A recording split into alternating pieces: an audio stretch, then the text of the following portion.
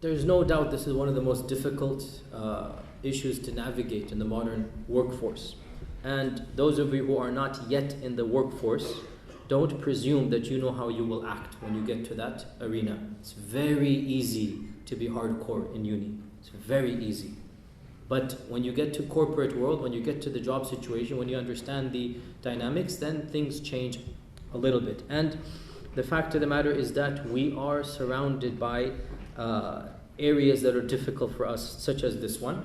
And this has resulted in, as I said, a counter-reaction to the dominant narrative, where, in my humble opinion, many of us counter-react within our Islamic settings even more strict than what Allah and His Messenger have intended for us, as a counter-reaction to the predominant narrative. It's as if any type of interaction with the opposite gender becomes totally haram, totally problematic, even though we don't have a problem acting with the opposite gender in our classrooms, in our settings, look at your underground tube. How close are you to the other gender, right? Astaghfirullah, but sometimes I took your tube the other day. My God, I don't know how you guys do rush hour here. It's crazy.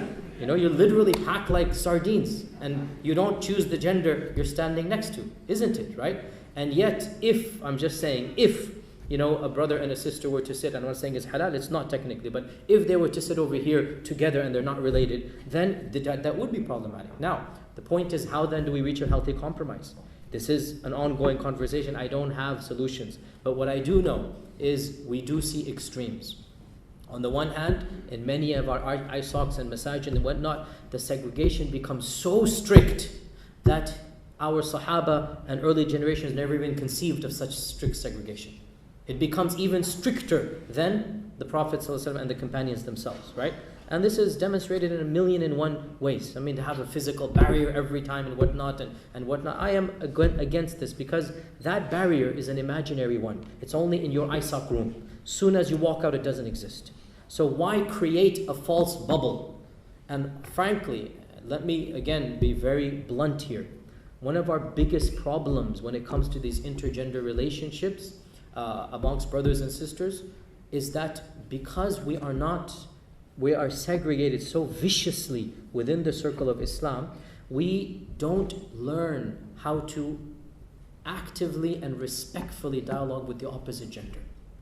Whereas we do learn how to react with the opposite gender with non-Muslims. You all know, brothers and sisters, when a person of the opposite gender comes and says, hello, how are you doing? Good afternoon, good morning. You all know what to say, how to say it, be proper and respectful without being flirtatious. Isn't that correct? Right? Yet, in the ISOCs and Islamic conventions and whatnot, if a hijabi says to a bearded guy, Assalamu alaikum, immediately, she proposing, is it marriage, is it this, is it that, And this is a problem. Wallahi, it is a problem.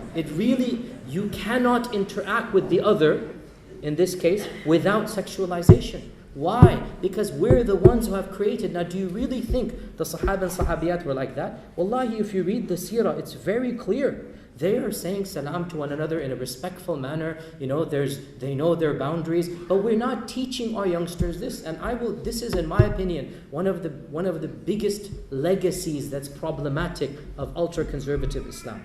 That we become more strict than the Sharia wants. And when you become more strict than the Sharia wants, there will be consequences.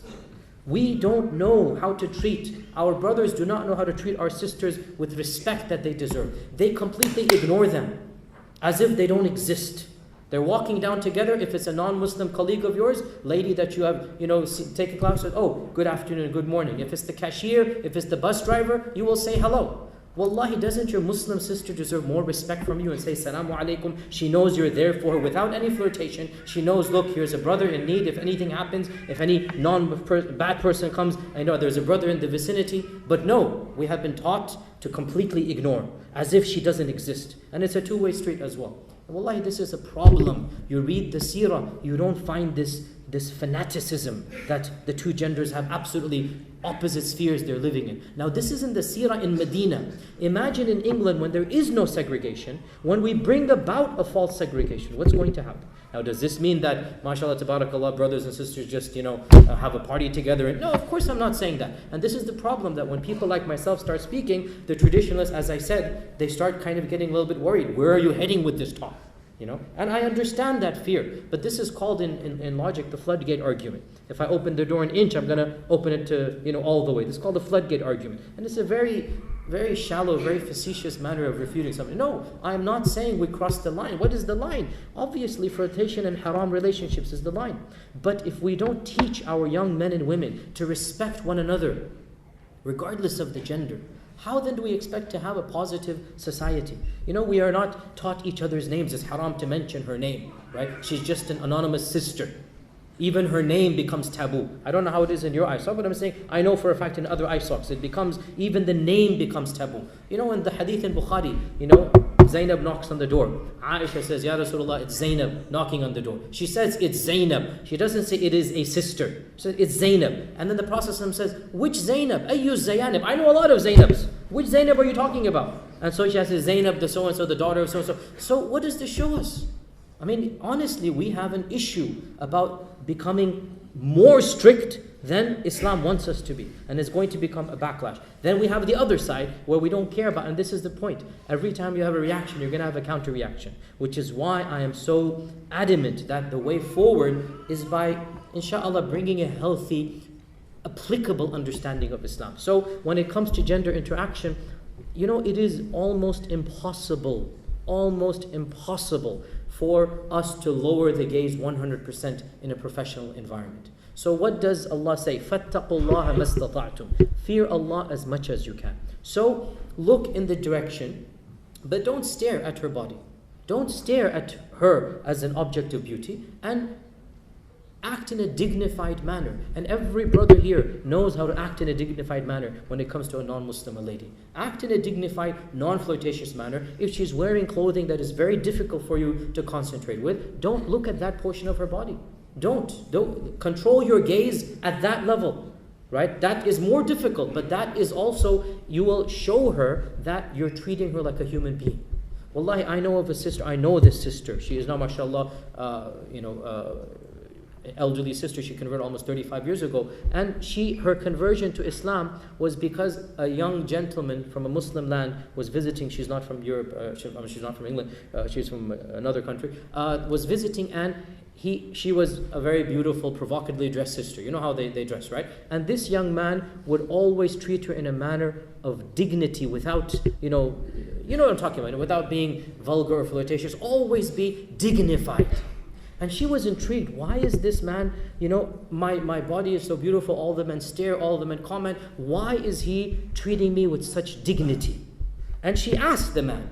And the man said, I'm a Muslim, and we are taught to, not stare and not be, lascivious looks and whatnot. She was so impressed, she started studying Islam, and yes, she converted, and mashallah, she's a very active lady to this day. My point being that you need to understand, Allah says, don't stare at women. That's true. So then don't stare at them with lust and passion. But in the corporate environment that we are, I don't see a problem if you don't have that lust and passion, that you look at them without necessarily staring and tell them what needs to be told, and then treat them in a dignified manner. And there are evidences from the Sharia that can be used, and especially with regards to the other round, that women, Aisha is staring at the people that were playing with spears in the masjid, and she's seeing them look at that, and the Prophet did not mind that she's staring at them and she's looking at what they're doing, because there's clearly no emotion or whatnot being involved. So فَاتَّقُوا اللَّهَ مَا اسْتَطَعْتُمْ. Fear Allah as much as you can while you conform to etiquette and manners. And as for shaking the hands, then I do discourage this. I don't think that this is something we should encourage. The least that can be said about this is that it is makruh. So we should discourage this thing and not open the door. But at the same time, if push comes to shove, if you do this, don't feel that you are the worst person in the world. Make up by giving some extra sadaqah. I'm not saying it's halal, don't misquote me. The least that can be said, it is makruh. I'm not saying it is halal. But if you do find yourself doing this, then ask Allah to forgive you. Make some extra charity. Don't feel as if khalas, I'm the worst Muslim in the world. No, there are much bigger sins than this, and we're all struggling with our sins. Don't allow one sin to make you less active in other areas of Islam. And in the end of the day, Allah knows that you might be doing things you don't like in this land, but there are also positives you can do with this land that you cannot do in other lands. So weigh the good and the bad, and may Allah Azza wa Jalla make it easy for us to navigate through these difficult issues.